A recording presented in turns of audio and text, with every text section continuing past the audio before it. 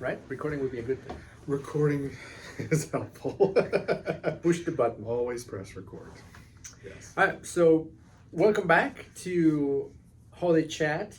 We are your friendly neighborhood Holy Chatters. I'm Carlos. I'm Levi. And we've been, I think, off a week or so, but we are back with a thorny topic, if you will, right? For the next few episodes, we're going to be talking something heavy. Yeah, I just thought, why not? Why not just poke every bear we Yes, can poke? exactly. It's funny you say that, though. Actually, in my research, this issue has more agreement amongst various kinds of Christians than most other issues, like homosexuality or tax policy or gun policy. There's a lot of disagreement about that in the church. But on this issue, there are a lot of progressive and conservative Christians that agree on this issue, fascinatingly. And so if you're someone who doesn't count yourself a follower of Jesus, we're not all created the same. No. We have different perspectives, Yes. and there's diversity of perspectives on this issue, but actually more unanimity than I thought when I started researching. It is interesting you say that. Yeah.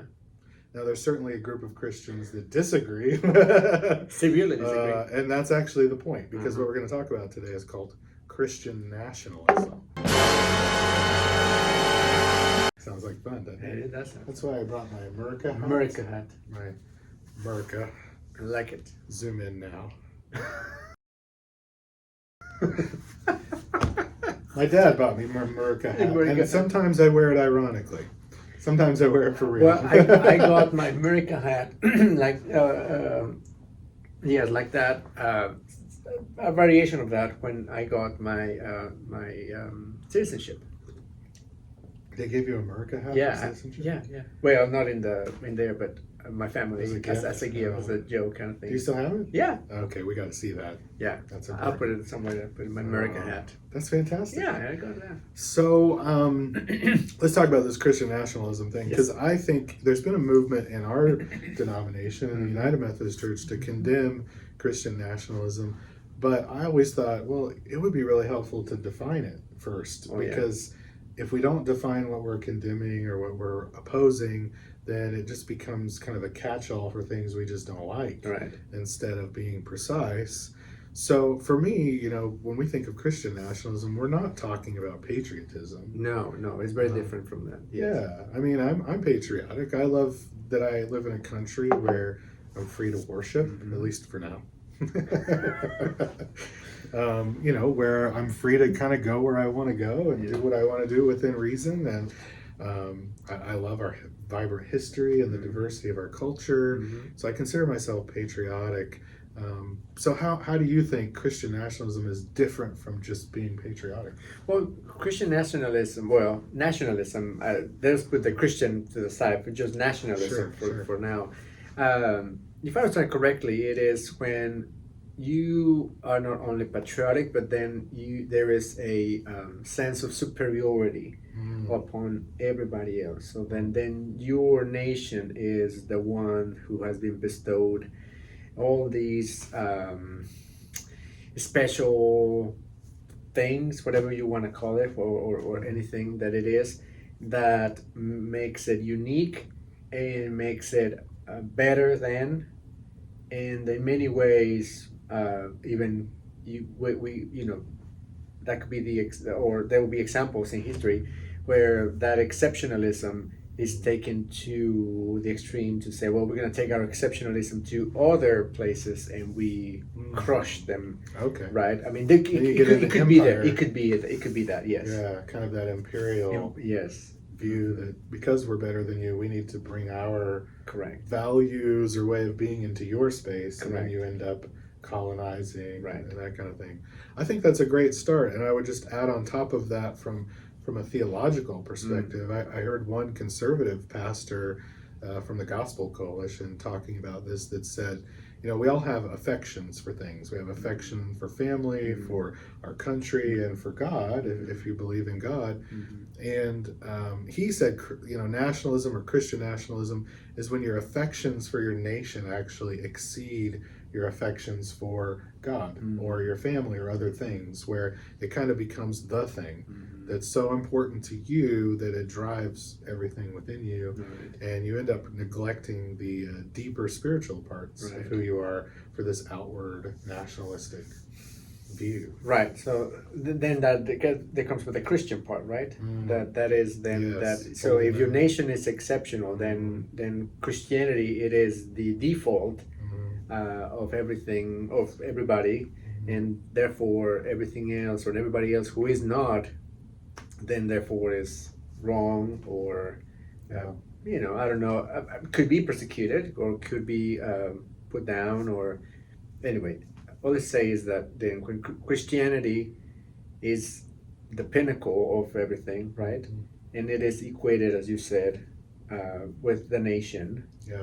And that you execute or use power to coerce or put that power into, exercise that power upon citizenry, right?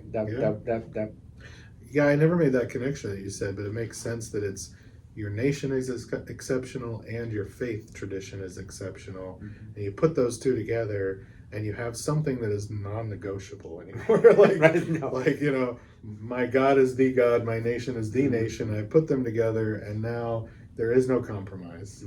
This is what it is, and there's no room for pluralism and democracy anymore, because you have to assert that set of values, whatever it is, on others. I was listening to Faith for Normal People, which is a great podcast that flows out of the Bible for normal people. And there was a scholar talking about how sociologists have identified that Christian nationalism in America actually is more often referred to in sociology as white Christian nationalism. That it's not just nationalism the way you described it around the world, but that it actually seems to coincide or correlate with white supremacy or racialized ideas about the nation. And they said that Christian nationalism really comes down to an alliance between a faith tradition and political power. And that alliance historically in the United States has been driven by white culture, European American culture. And so that is an important element of Christian nationalism specific to the United States. And I was really interested in that definition. It's interesting you say it, and I think that I think probably historically it is true. However, I know that there are expressions of this now in Texas. I was just listening to another podcast myself, so just preparing for all of this that we're gonna talk into you. So it's not just like, well, some thoughts. That's what I think. Yes, that's what I think. Did you know we actually research before we talk? We do. So anyway, there was a representative in the Texas area that used churches with Latinx people to convey her this idea of having the Christian values inform their voting. Now that is not necessarily a wrong thing to say, right? It is not necessarily that your faith informs your how you behave. I mean, at the end of the day, we pastors, that's who we are. That's what we preach. Yeah. But when that then transcends or transforms into power, and it is the norm again. When the norm becomes one thing, that is the problem. And again, and I think that I'm seeing to start to. Perhaps it's more prevalent within the white population in the States, but it has to trickle into other, and maybe in a lower percentage, but it is also transpiring within the Latinx community as well. So. It's been a surprising turn, I would say, in the last 5 or 10 years that particularly, like you said, in Latino populations, there's a growing alliance with Christian nationalism, but also in the African American community, especially among young men, there's more of an alliance with this ideology. And what's scary about that to me is that the roots of this are white supremacists. And you think about one of the fundamental values of Christian nationalism in America is that we were founded as a Christian nation. That's one of the pillars of that worldview. Right. How were we founded? And who founded us? Well, we were founded by white guys who owned land, and many of whom owned people. People who were not white, by the way, African slaves, right? And no women, were in that process, right. and certainly no women of color Mm-hmm. or men of color. Mm-hmm. And so the implication, if we were founded as a Christian nation, is that we were founded as a white, Mm-hmm.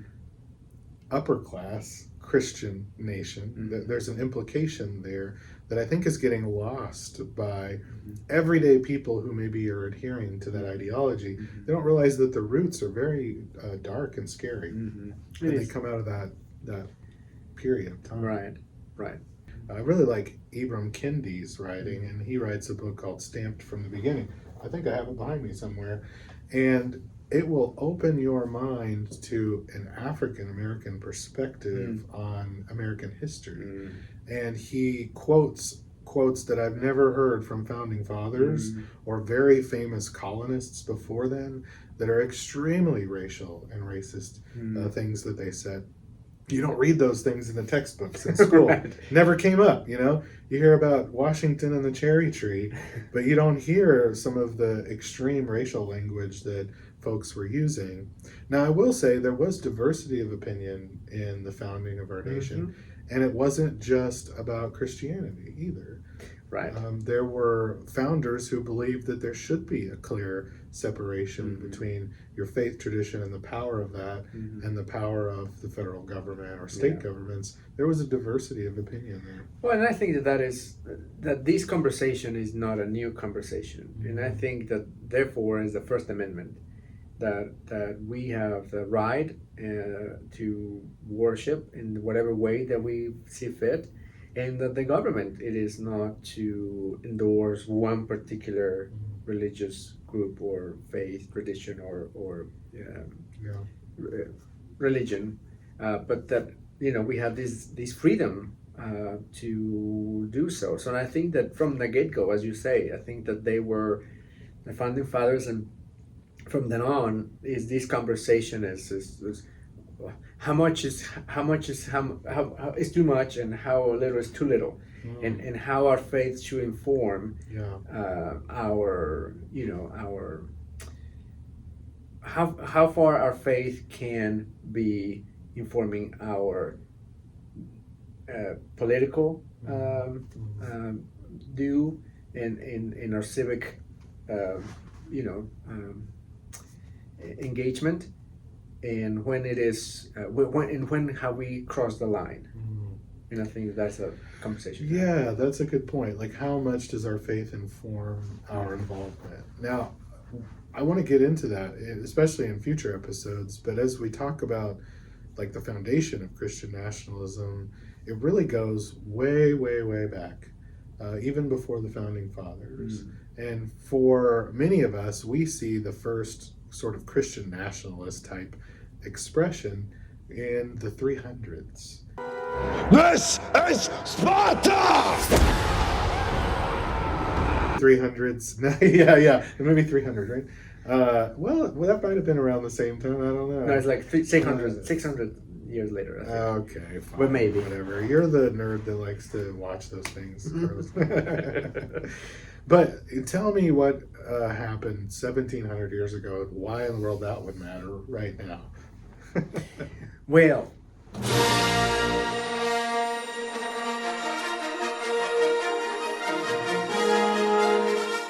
the first 300 years of Christianity, there was all these groups within Christianity. Now we have to remember many things. One is that there is no such thing yet as a Bible, because books are very hard to make. They don't have books; they have scrolls scrolls. Let's put it that way. And they're very expensive to make because they're out of skin of animals. So you have to kill a bunch of animals to get a codex. That's what the word. So anyway, so a community, a faith community of Christians may have pieces of a letter of Paul, or a letter of Tertullian, which is another early Christian writer, or maybe pieces, or maybe a whole gospel. Just one of the four. Just one of the four, or actually they have. I know that we have pieces of 32 different gospels at the time.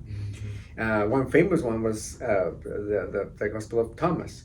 And so we have all these Christian groups. Now, to make the whole story very as short as I can, then there was basically two factions that start to form. One is called the Catholic, not Roman Catholic, just Catholic. And Catholic means universal.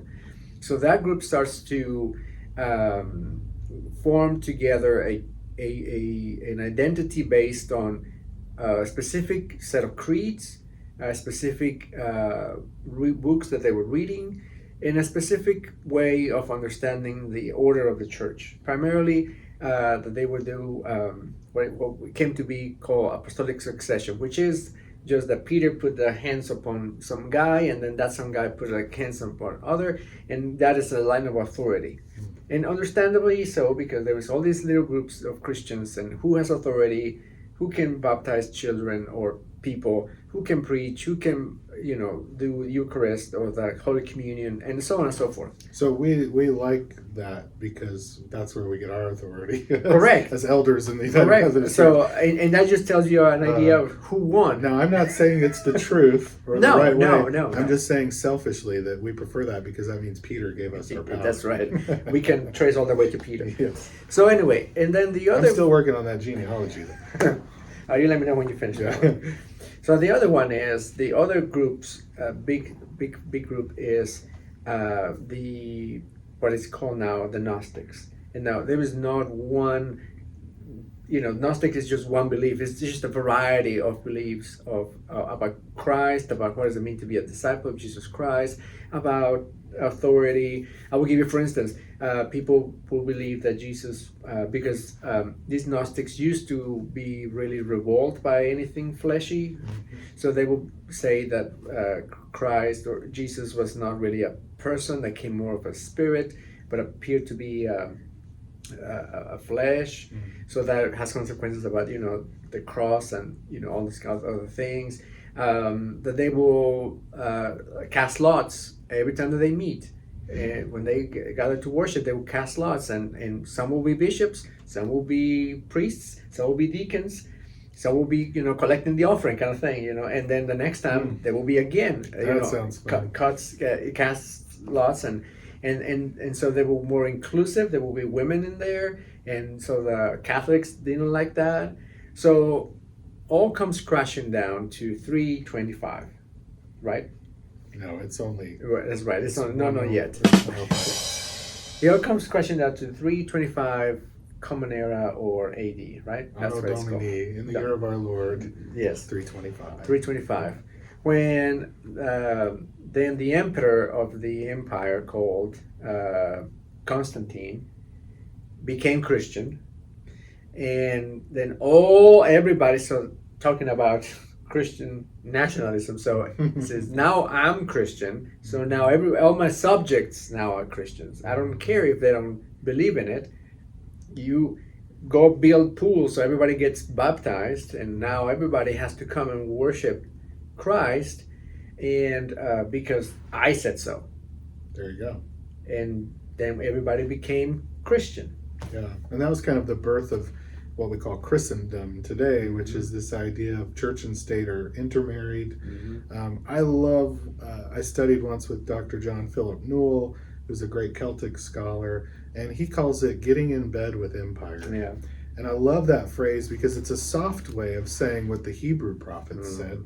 And maybe you have to bleep me out for this, I don't know, but because the Hebrew prophets were very X-rated in their conversation. And when they would talk to the leaders of Israel back in like the 900s, 700s, 500s BC, way back in the history of Israel, they would speak truth to power. And they would call Israel a whore or a harlot. And what they were saying is that the leaders and the power of Israel were cheating on God with wealth and power. And so they used that very strong language because they were prophets, and prophets like to shake things up and make people angry and get them excited and passionate about God. And so John Philip Newell has a much nicer way of saying that Christianity whored itself out to empire by saying, well, they got in bed with empire. What a nice Scottish, Irish, Canadian thing to say. But that's what Dr. Newell says. But it is this idea that was the first moment Christianity got in bed with empire, but not the last. And so for the last 1700 years, continually, Christianity's allied itself with empire. And it was a huge break in history when America did not do that. In its early days, when it put that First Amendment in to say there will be no state religion, that was a massive revolution in how faith works with politics and power. And so we kind of became comfortable for 150 years or so with those things are really separated. Even though we bring our values to our politics, we're not sanctioning a state religion and things like that.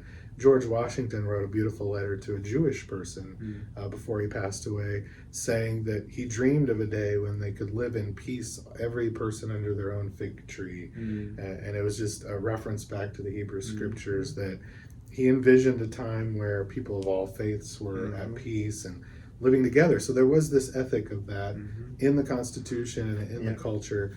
And what we've seen is a resurgence of that nationalism when we enter times of crisis in our nation.